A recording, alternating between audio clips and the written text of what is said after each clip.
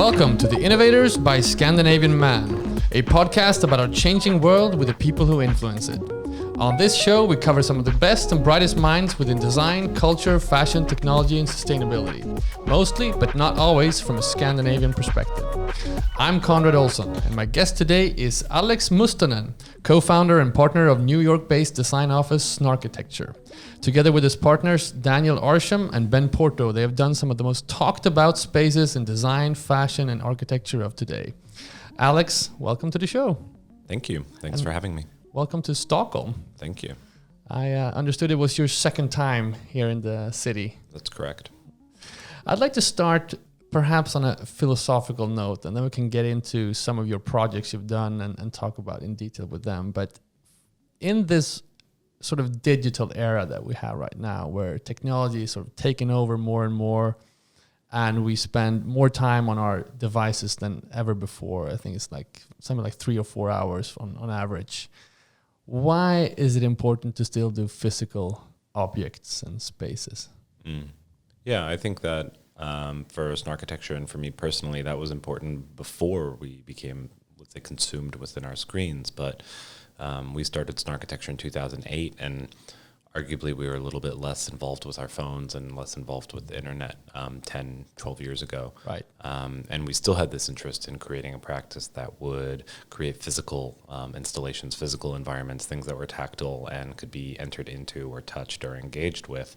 And I think some of that came from maybe our schooling. Daniel and I both went to a school in New York called Cooper Union that had a very strong tradition of paper architecture or unbuilt architecture.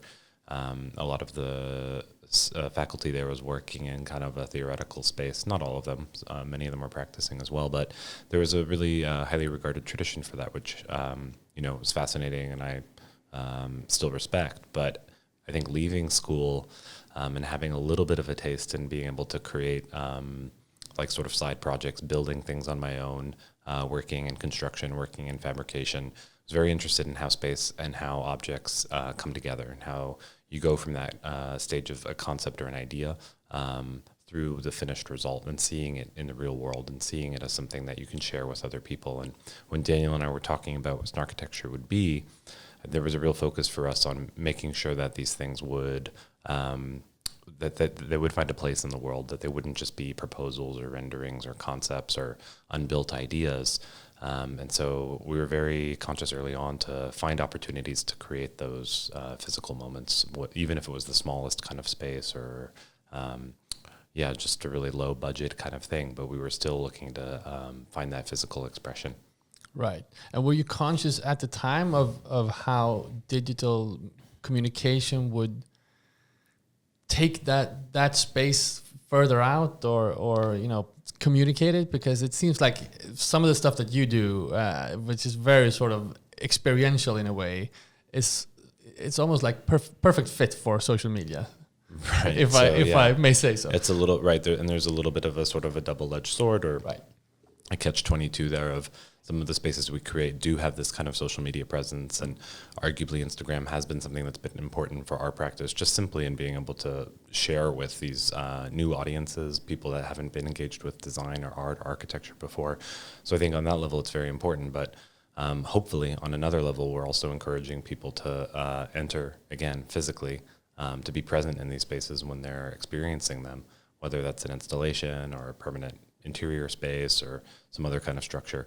But in terms of something we were thinking about when we started the practice, I don't think that was there. I think it's a sort of a either problem or opportunity that's presented itself over time since we've been working. Maybe particularly sort of post social media or once that started to become a phenomenon.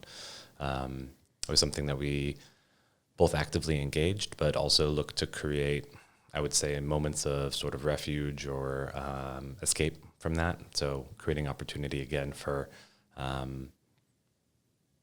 moments of contemplation, moments of relaxation, moments of play, these things that hopefully pull us outside of our everyday experience for whether it's a moment or an hour or a day or whatever that might be.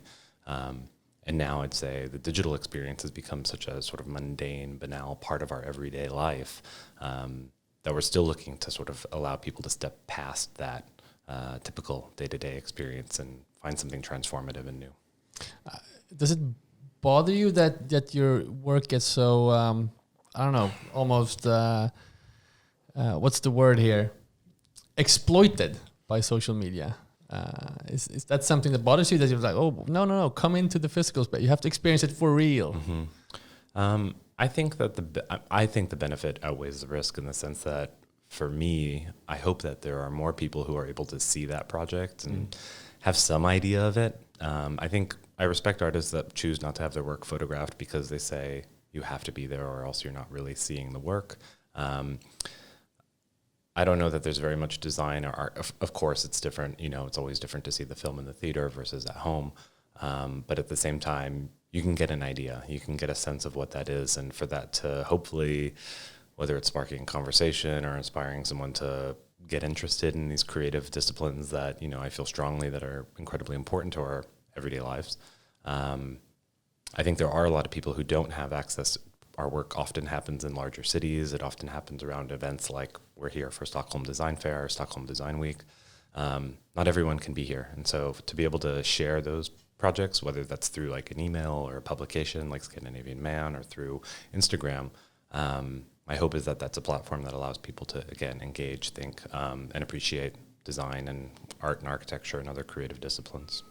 Speaking about art and architecture, you've sort of played around with these terms in terms of describing what you do. Sometimes you've said we're not architecture, we're not art. When you started out, was that something that was important to sort of dissolve those boundaries in a way? Yeah, I think we were very conscious of sort of coming from traditions of art and traditions of architecture. Excuse me. So coming from art and architecture, I think we recognized architecture as being this sort of unknown middle ground, something that we're very consciously interested in exploring, either the space between those disciplines or around the edges of them, but without really knowing what that meant, and that was also okay. So I think what that's turned into is a practice that's generally architecturally driven. We're thinking about architectural spaces, architectural environments, kind of working at that scale, using those processes, methodologies, but always with this outside influence, which is kind of, to put it very like simply, artistic license that allows us to do certain things that I think many practices, I think this is changing and has changed since we started, but when we started, I think we felt like architecture, and especially even emerging practices, young practices, felt very sort of like buttoned up and like sort of following a very sort of linear path. And we felt like we could really like push out of that and bring this kind of really outside sort of left field influence into what we were thinking about as either architecture or art. So that was the goal, and we're still working on it.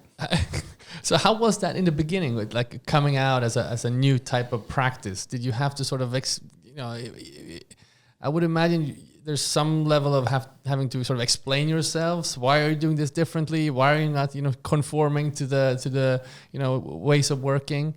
Yeah. Was it hard to find jobs? So I think what we really benefited from a couple things. One is we started in 2008, sort of in literally like August 2008. So like in the sort of just immediate aftermath of the financial crisis, and a lot of people we knew in New York who, let's say, worked for larger architecture firms or worked for firms that specialized in certain areas were getting laid off. Offices were downsizing.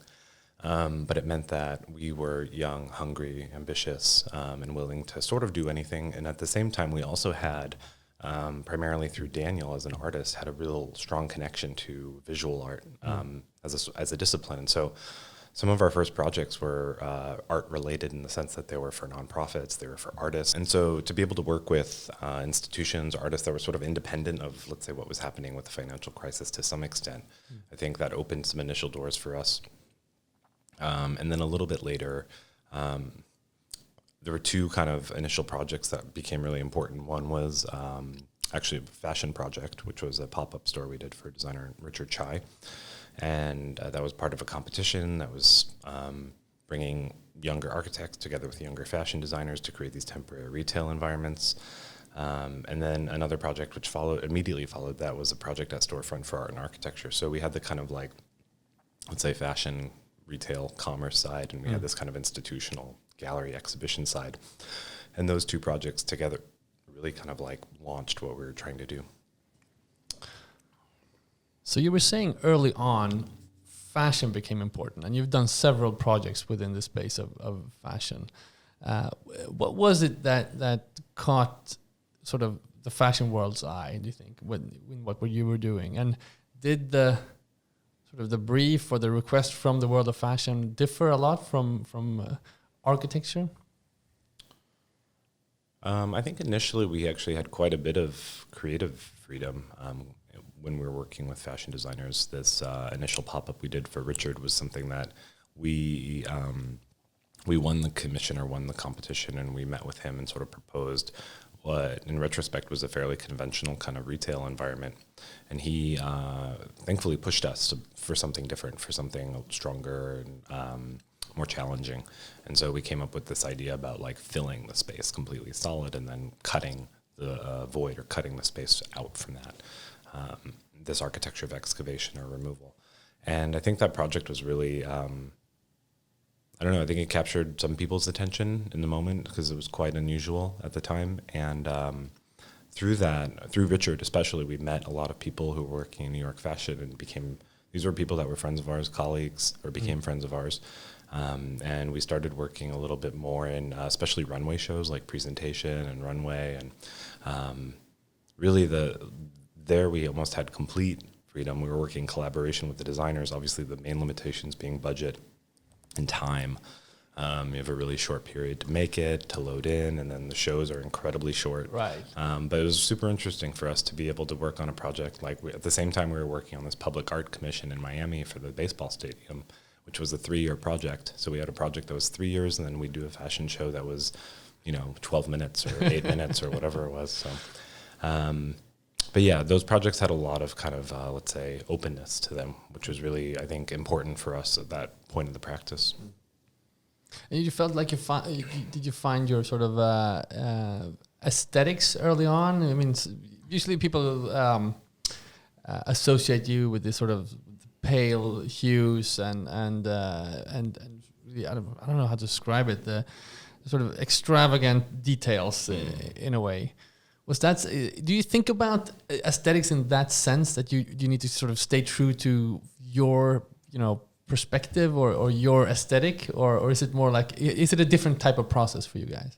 Yeah, it wasn't purely aesthetic at the beginning. I think it's very I think we were insistent about it in a way that we were committed to creating these environments that we felt strongly about, and we wanted to have a distinct kind of character. The idea of the monochrome, the idea of a white space, there was something really powerful for us in that it's just quite unusual. Again, we were often thinking about your everyday experience, so thinking about the most kind of like mundane existence in our lives, and how do you step through a door into a completely different world. And so by removing all of the color, by removing all of the texture, by making everything from one material or one gesture or one kind of concept that can like link everything together, for us that was a really strong idea. It created a really powerful sensation for people. At least it did for us, and we felt like that was something that people would respond to. So that was kind of one of the main goals in the beginning, was this idea of a transformative space, something that felt unexpected. Right. So the experience is very important or central to what you're doing. Yes. Yeah. So how does it bring me into the sort of the process of how you do things? I'm sure you have some studio. Do you do models? Do you sketch on paper? How do you create these things in one-to-one? Mm-hmm. How does it work? Yeah. So one really important thing I would say about our creative process is that when we started the studio, it was two of us. It was me and Daniel. We had 2 desks in this big empty room. And 12 years later, however long it's been, there's 13 people in the studio. It's an extremely collaborative environment. We rely on a whole range of designers who work with us. And so it's really our staff that's helping us build these projects in terms of like creating them. But generally what happens is we have a brief, we have a project that, let's say, comes in.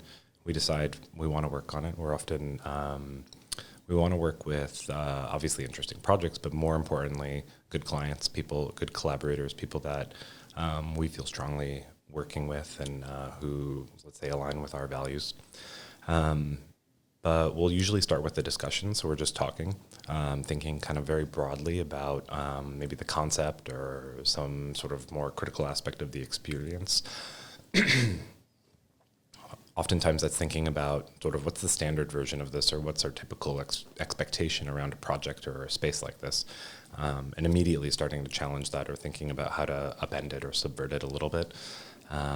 And then we're doing a lot of actually like sketching, like hand drawing, and we're really, again, trying to encourage that process with the team.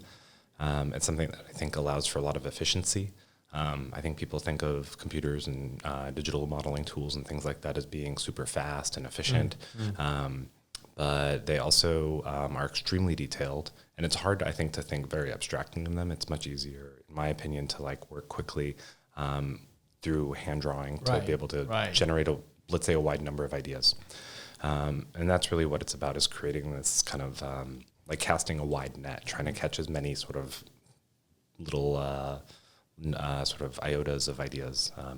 And then from there, it's a sort of a critique process, something that we've either borrowed or adapted from art and architecture school, more of a studio-like environment where either the team's presenting something or we're looking at something together and starting to sort of make decisions about what's working, what's not working, and really trying to refine the process. And then from there, it becomes relatively straightforward, kind of like architectural documentation.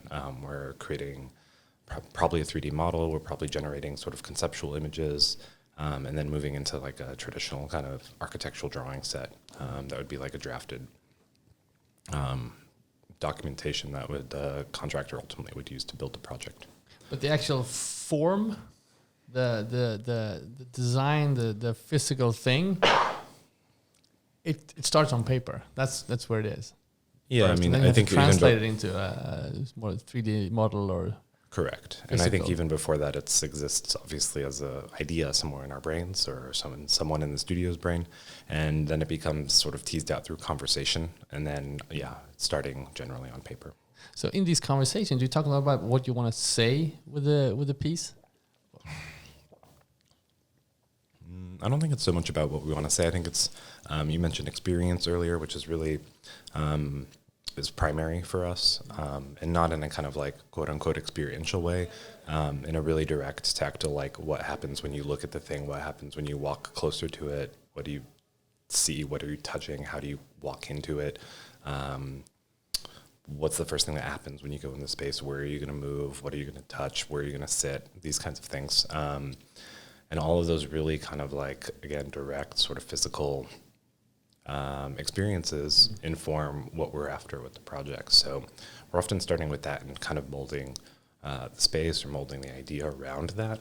That said, I think sometimes there's also projects where we start with, let's say, like a pure sort of concept. I would say the idea of like exploring the architecture of excavation as a very sort of broad thing the studio's been working towards for a while. What does excavation mean? So it's sort of back to this project we did for Richard Chai, the project we did at Storefront, which is called Dig.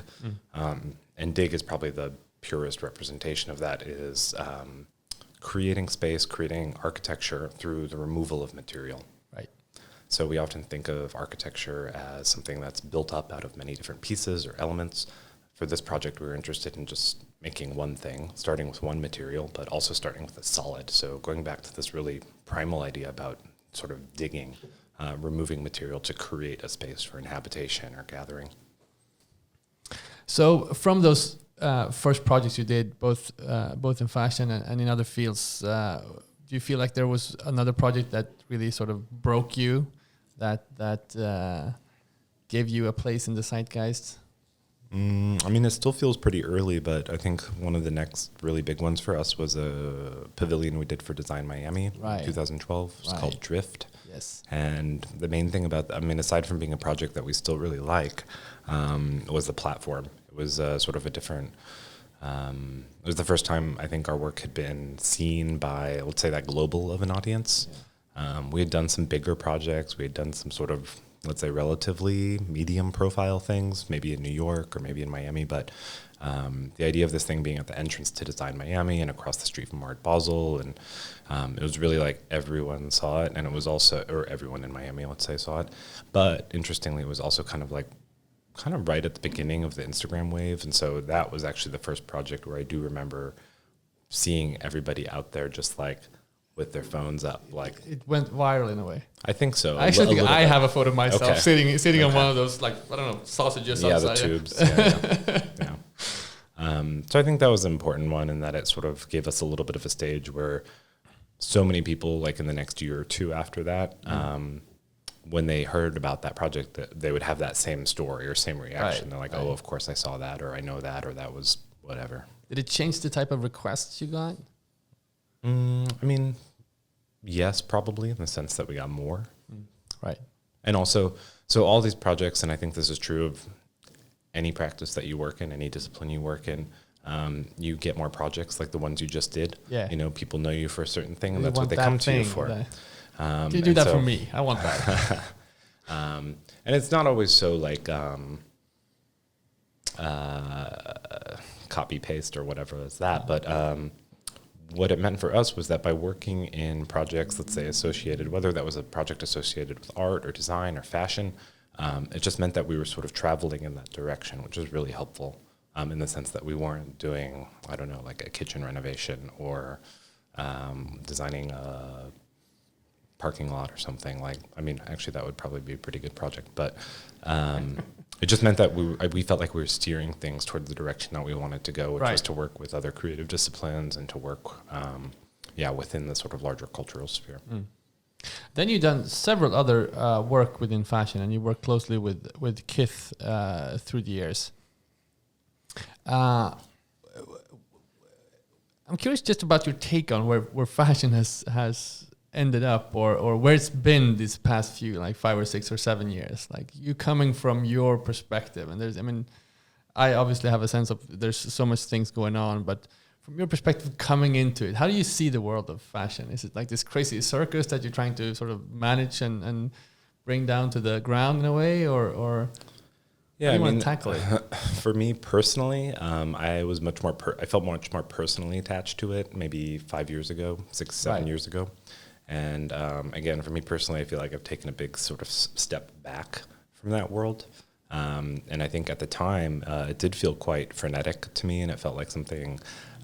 Or even at the really high levels, there was just an incredible amount of, there was energy, but there was also stress. And there was a lot of, just the timelines were so tight, the budgets were so tight, like just across the board. And I think that's a challenging environment to operate in all the time. But at the same time, you see incredible things come out of it. So, I continue to think it's very important. It's not something I think of daily, and that I tend to sort of, have quite a sort of generic style as opposed to sort of being, let's say, cutting edge. But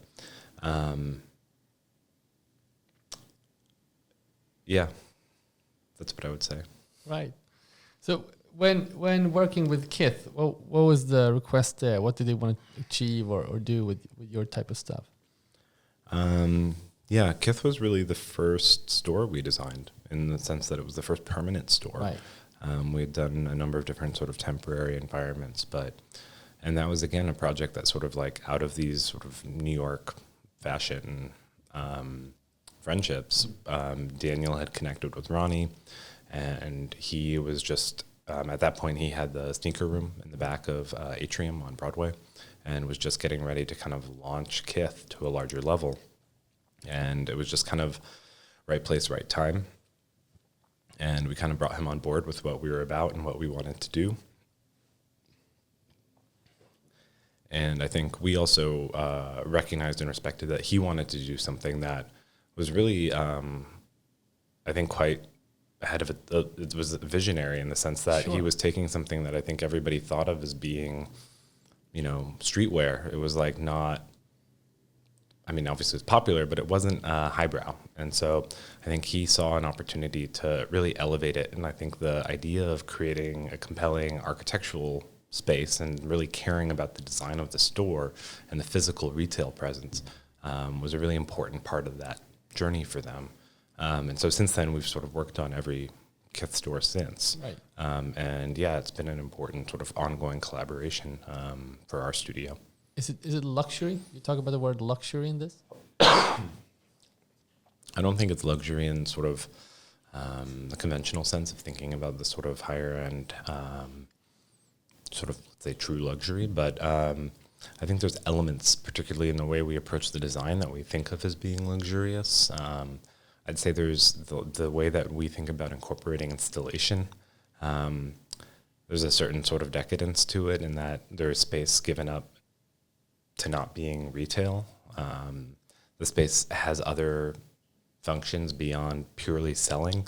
And I think that's something that they captured, or we captured with them, hopefully at the beginning of that process. And it's really like, I mean, now it feels like it's kind of everywhere that people immediately started to recognize, like, oh, you have to put other stuff in stores to get people to go there, right, to get people to stay there, to get people to sort of engage with your company or engage with your brand. So I think Ronnie was thinking about that very early on, and we were also thinking about that because our motivation was, how can we bring some of like Snarkitecture's ethos into something that we didn't want it to just be a retail store. We wanted there to be these kind of surprise elements and moments that would draw you in and sort of create a moment of wonder or the unexpected.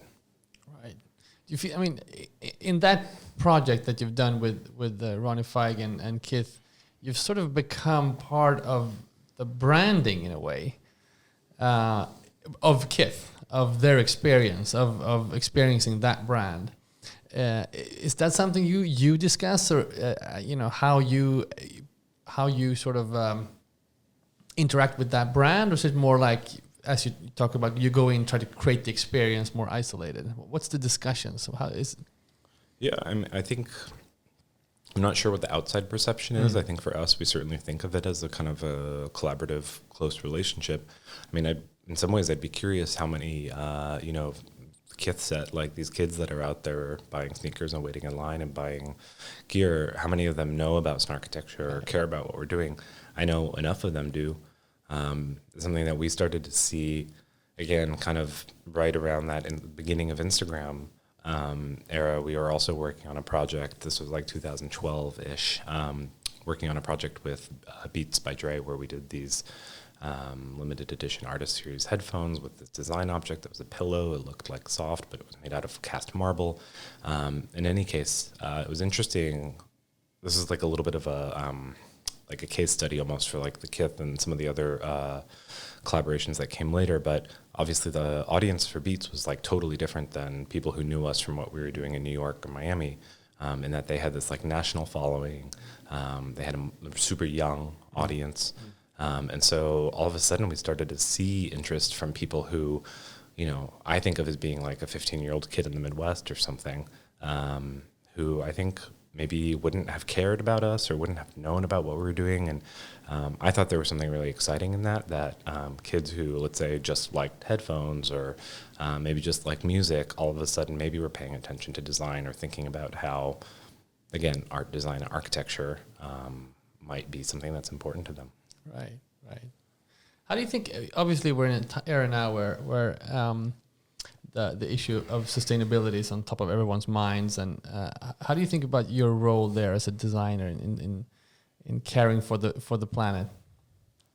Yeah, I mean, it's obviously critical, and I think it's something that we're increasingly unable to ignore. I mean, us and everybody. So it's something we're actively, obviously, thinking about and I would say working towards. I think one thing that I have noticed is that one thing that makes being, let's say, just in general, more sustainable difficult is accelerated timelines, right? Which sort of just reduces your options across the board. The less time you have to put towards a project, the more difficult it is to, let's say, approach it in the most sustainable way. So that's one thing that we, I think, are trying to work on. That said, there's a lot of people that come to us with aggressive timelines, and you can't turn everyone down. We also generally, I think, are trying to make things that last longer, particularly when it comes to furniture and objects from a collaboration standpoint. We're trying to work with like largely heritage brands that have either established track record or work closely with a specific material or methodology. So Like the more recent ones that come to mind are collaboration we did with a ceramics company from the UK called 1882. A mirror we did with a Gufram, the Italian design company. So things that hopefully will have some staying power. What was the other thing I was going to say? Oh, I mean, the other area that I think is incredibly sort of challenging is really any kind of temporary environment, whether that's like a temporary art installation or a trade show or a fashion show. These are areas where tons of money gets spent, and it's going into things that last for a day or a week. And we really try our best to approach those in a way where the project isn't going in the dumpster at the end of that day or at the end of that week. Because if you see, a loadout from a fashion show or a loadout from a trade show, that's what happens. It's like a lot of that material is waste. And so the more we can keep things, let's say, like out of that, basically away from the landfill and trying to keep them in a cycle, we're trying to do that. So a lot of temporary projects we've tried to incorporate like rental materials, so things that can just be borrowed and then put back or given to someone else to use for their next thing, versus making everything entirely custom.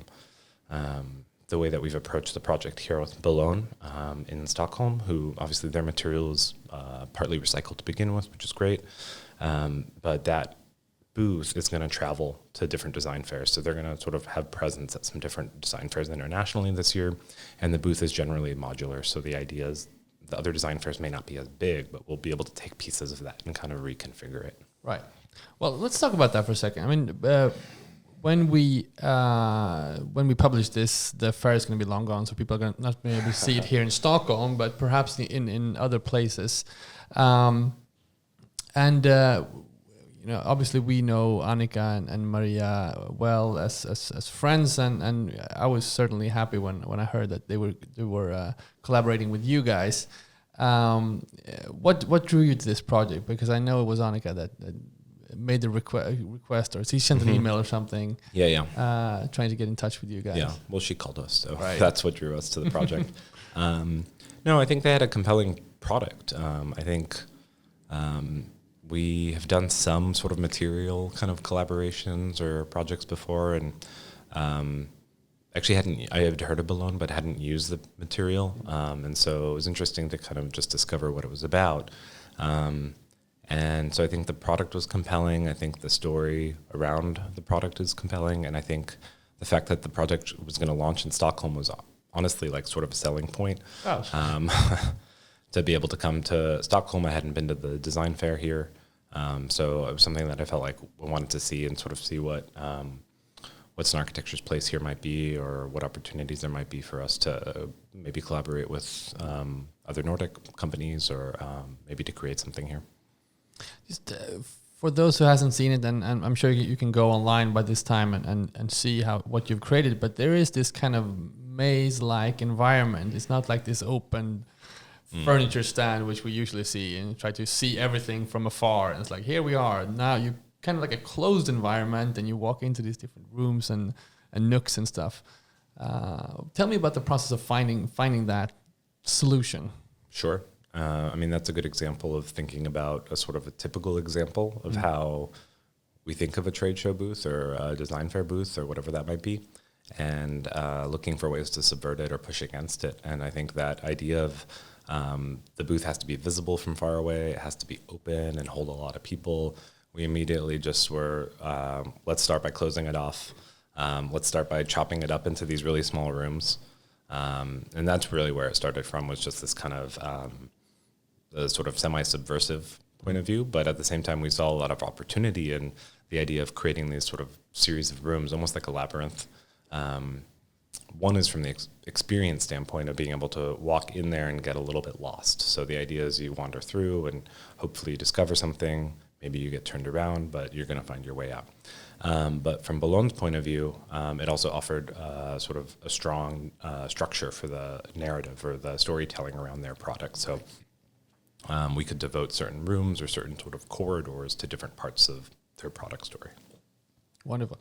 And I think looking at your work previously and looking at this project, I think some people will be surprised by the amounts of color, and there's a whole different type of expression that you're sort of marrying your concept with Bolon's the sort of the material and the things that they have. Was that hard for you, or? No, in the sense that I think we are often working with sort of what we have, what's present. In this case, it was really the material first and foremost, and they have a really wide range of colors, obviously, the flooring company. So we wanted to be quite specific and have a narrow focus.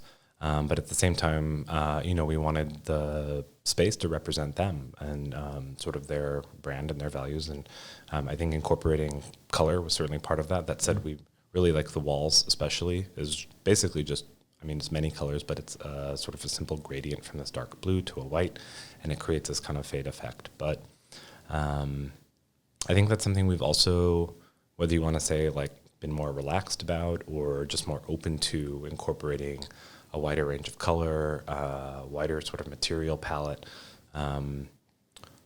partly out of, let's say, interest or exploration, but it's also largely out of the types of projects we're working on. So like working more in retail and different types of retail, working in sort of a more luxury space versus, let's say, like a super minimal kind of space.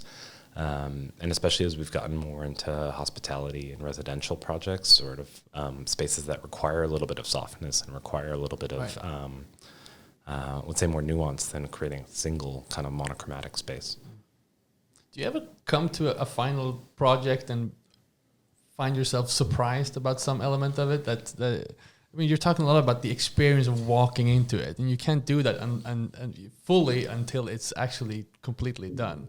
Do you ever walk into yourself and find yourself with a different experience than you expected, or is it like according to plan? Like, I'm in the zone now. Honestly, for me, more often than not, it's quite close to like what I envision or what the sort of imagery or the documentation represents. That said, for me, there's always a surprise in how other people are experiencing it, and that's really like sort of where. So that would be different than what you've expected. Yeah, exactly. And you can't anticipate, you only control yourself. You can't anticipate or control what other people do. And so that, I think, is where a little bit of the sort of like joy and magic comes in, is seeing how other people engage with the spaces and objects we're creating. And really, we think we're creating this kind of unexpected environment, but it's really actually people, visitors or guests or people who are in these spaces that are creating that unexpected condition. Tell me about the work you did with the National Building Museum in Washington. That seemed to me like a very special project for you guys. So we actually had two projects with the National Building Museum. The first was in 2015. We were commissioned to create an installation for a summer series they were calling Block Party. And this was following, the first year they'd done the project was the year prior to ours, which was by Bjarke Ingels Group, who had created this kind of a maze in the space. And Bjarke was kind enough to sort of pass the torch to us. And when we started working with the museum, they have this incredible atrium. It's like a massive, massive atrium within their building. It's like an old Civil War era building in Washington, D.C. on the mall there. They didn't really know what they wanted. They thought maybe it should be a maze again, and they would do a different maze every year by a different designer or an architect. We felt that we shouldn't do that. We really wanted to do something a little bit different. And we just had this, it's one of those things where there were several conversations happening. There was earlier research that was in the studio that we'd been thinking about, and it all kind of just coalesced into this sort of perfect moment where we're like, oh, we'll do this beach and it'll be inside, and instead of water, it'll have these, recyclable plastic spheres. And instead of like 100 or 1,000 of them, we're going to get 1 million of them. And there was just this kind of like, that was an important part of the project, was that there was going to be 1 million of them. It's exactly 1 million? Yeah. And we pitched them on the project, and to our surprise, everybody was on board. They were like, great, let's do it. It sounded like a kid in a candy store. Like. Yeah. It was the only kind of like sensational pitch we ever did. Like, we're usually just presenting the drawings and talking about why we think it's good, but we like had the whole box of balls and like just poured it out on the conference room table when we presented it. But in any case, the beach opened that summer, and it was sort of a hit in DC, and it became a project that was really popular. It was a fully monochromatic, all-white indoor beach environment that we borrowed elements and materials and sort of experiences from the beach-going world, and brought them into the space. And we thought the idea of going to the beach was something that was so universal. Everybody knows or has some sort of association with that. So it was kind of a really ideal kind of concept to bring to a very sort of open and public environment where sort of everybody who went in there had a different experience, and to walk through the threshold of our beach and enter into this thing that was kind of like something you knew, but also totally different, I think caused a lot of sort of surprise, and again resulted in a lot of these unexpected interactions. And just when we had, it was a lot of people, it was like several thousand people a day. But when you have that many people going through any space, just stuff happens that you just can't predict or you wouldn't have expected, and all of those things happen. So give an example. Someone proposed in there, and then someone had a wedding in there, like separate times. We also didn't anticipate at the end of the installation, they cleaned out we took out all the balls, and in the bottom was just tons of stuff, like dozens of cell phones, like lots of rings, shoes, crazy stuff. So that was very funny. Draining a lake or something. Yeah, exactly. You find stuff on the bottom of the ocean. Right? Yeah. So are there other things? I mean, speaking about the sort of experiential part of it, are there other sort of memorable experiences to any that come to mind of stuff you did that was really surprising, or something that people experienced or did with interacting with your work? Like something that happened. Yeah, we're talking about you can't control the audience's experiences. Yeah. I'm curious about this. Do you collect those, or do you even document those? Is that part of your process? We should probably do a better job of it. Yeah. I think it's more. Feels like it's such a core part of what you do. It's more anecdotal than anything, and the projects do, at least the temporary projects, do have a little bit of ephemerality, where they exist for a certain amount of time in a certain place, but beyond that, they sort of disappear. Just yesterday at the fair, in the booth we did for Bolon, there's these mirrored walls. So there's arched doorways that create the sort of openings that you walk through. And at the back wall, there's the same arched openings with the mirror. And apparently what was happening during the press preview is that people were walking into the mirrors. And so they had to put little, markings on the mirrors to show people that it was a mirror, which seems sort of like ridiculous. Like, how can you walk into a mirror? But when you're in there, it actually is a little bit disorienting, and you're not quite sure which way is which. You so get lost. It's obvious that someone that's looking exactly like me will walk towards me. Yeah, of course I say that, and I'd probably be the first one to walk into the mirror. One of my favorite stories was from when we did Dig at Storefront for Art and Architecture, which was in New York, and it's a great gallery, an institution that's on Kenmare Street in Lafayette, a super busy intersection.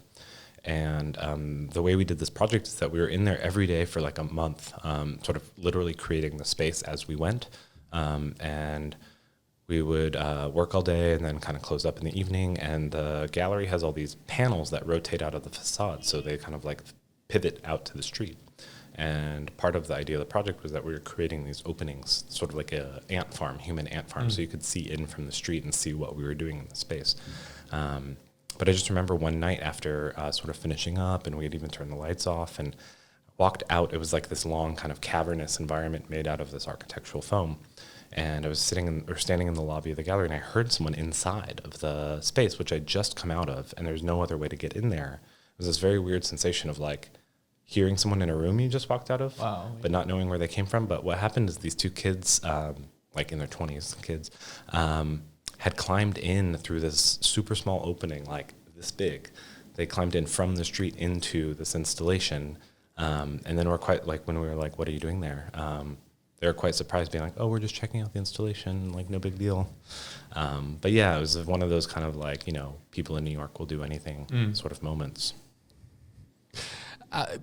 What are the type? You mentioned hospitality and residential. Either it escaped my research or it's stuff that you haven't released yet. So what are some of the stuff you're doing? Yeah, those are current or very recent projects. The residential project is the one that I'm thinking of. We're working on another one now too, but we recently did a renovation. It's actually for Daniel's house, which was sort of a renovation to a historic Norman Jaffe home that he bought. So a little bit of like a self-commissioned project, but we also got to have some fun and like do some sort of wilder things with is in like the sort of bathroom master suite area.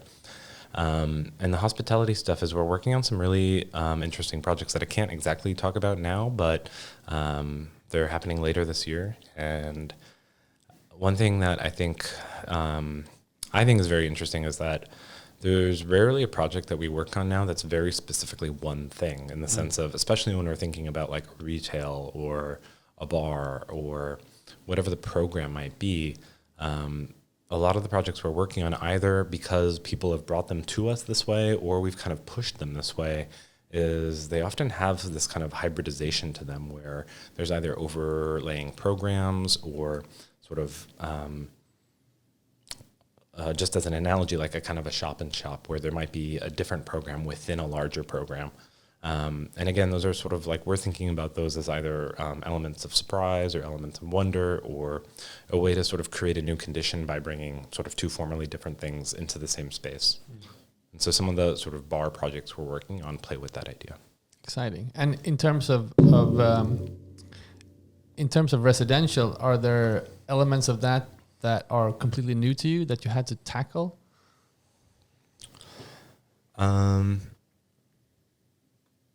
Elements, like which elements? I'm just curious in terms of if you tackle a living environment where people are going to live. How does that change the stuff that you do? Yeah, it's a different approach, a different kind of different type of client for sure. I think, and it also makes a sort of difference of what kind of space it is. Is it like a place you live every day, or is it a place that, I don't know, is a guest house or a retreat? I really think. How far can you go in terms of watching this every day? Yeah, exactly, right. I always thought like the sort of a good program for a Snarkitecture house would be kind of like a house for a collector, like a country house for a collector, you know, someone who has, they're willing to live with a little bit of a challenge, but not too much, but like a little bit. And also a space that can be quite neutral. Right. I have a couple of more questions, sure. and then I'm going to let you go. I think just it would be interesting to hear about the word Snarkitecture or name. Where does that come from? Well, first and foremost, Snarkitecture rhymes with architecture, which is why we chose it. Yeah. But the word snark and that part of Snarkitecture is based on a Lewis Carroll poem called The Hunting of the Snark. And it's a nonsense poem that was written by Carroll in 1876 for children. So it's a children's poem. But it's also quite dark. But it tells the story of this crew of misfits that's on the search for this unknown creature called the Snark. Excuse me. So they don't know what it is or where to find it or what to do with it when they do find it. But the book kind of just follows their adventures or misadventures in which they use a blank white sheet of paper for their ocean chart. So there was something about this idea of a search for the unknown, first primarily, that was sort of the most interesting to us, but the ocean chart, the fact that Snarkitecture sounds like architecture, and I think some of Carroll's writing, and specifically the things that he was doing with language, in the sense of being very playful with language. And he invented this concept called the portmanteau, which is the portmanteau is like a suitcase. And so the idea is a portmanteau is two words that are stuffed together to create a new meaning. And so for me, there's something very resonant about the idea of taking two elements of, let's say, architecture and combining them together to create something new and unexpected that was very aligned with what we were interested in doing with Snarkitecture. And again, more broadly speaking, this idea about engaging with the built environment in a playful way. Oh, it's very fitting. Do you know what the word snark means in Swedish? No. It's snoring. Oh, it's very good. Maybe we can do something about that. Yeah, I like it. I think your projects are definitely one to snore to. So it's kind of like boring architecture, maybe. maybe so. And Snoring I think architecture. it's exactly. I think you're anything but. You said it was the second time you're coming to Stockholm, and one of the reasons to do the project here was to visit Stockholm. So far, what have you seen, and what do you hope to experience? I haven't seen anything this trip other than the fair, but I'm hoping to see some things. The last time I was here, I saw an incredible building by Sigurd Löfverens, who's this incredible Swedish architect, and the church he did, St. Mark's Church, which is one of my favorite things. It's one of my favorite buildings that I've ever seen, but definitely one of my favorite things in Stockholm. So I don't know, maybe I'll go back. And we should briefly, before we quit, mention the Nordic connection here. Your name, Mustonen, is actually Finnish, right? Correct. And you have Finnish descent? Yes, my father's side of the family is from Finland. All right. Alex Mustonen, thank you so much for coming on the show. I hope we can do this again sometime. Thank you for having me. This has been The Innovators, an interview show from Scandinavian Man with me, Conrad Olson. We'll be back soon with more conversations on design, culture, fashion, technology, and sustainability.